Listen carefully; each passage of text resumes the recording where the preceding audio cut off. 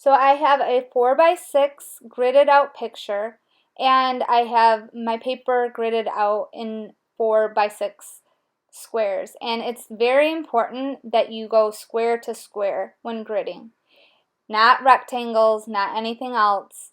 To truly use a grid, it's about scale. So my scale on this piece of paper is 1 inch on my photo to 1.75 inches on this piece of paper.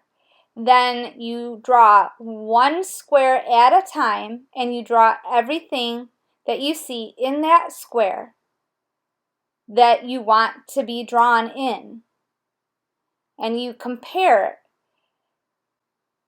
So if something is halfway through the square on my picture, it's going to be halfway through the square on here. If it's a third of the way, it's going to be a third of the way. I can also measure. So I can use centimeters, or I can use inches. It doesn't matter. Even though I drew these in inches, I can still use centimeters. It's still scale. So the scale is 1 to 1.75. So if something is over 1 centimeter, then on my piece of paper, it's going to be over 1.75 centimeters. So 1 times 1.75. So you can do that with any measurement and actually physically measure. And I would do that with at least 1 or 2 things in every single box, especially when you get to the more complicated areas.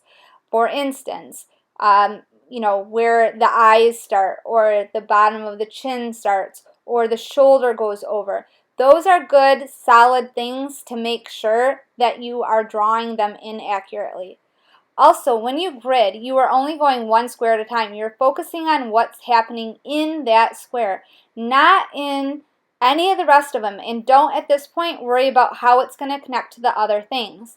That will happen, especially if you draw accurately. But when you draw this way, it will make it so much easier because you're only drawing what you see in that square, nothing else. You're focusing on what's in that square.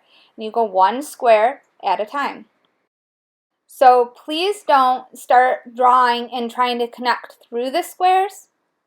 And definitely make sure you're measuring accurately. So sometimes with something this small, it's easier to use centimeters because a centimeter is divided into 10 equal parts.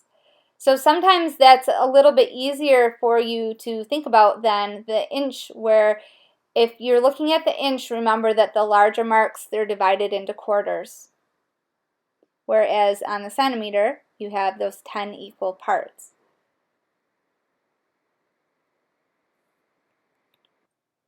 So remember, you can use a calculator too to help you. If you're measuring something 2 times 1.75, it's going to be 3.5.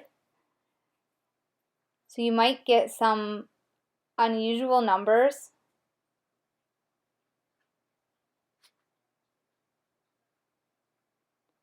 Like that, which might be easier on with centimeters to be measuring.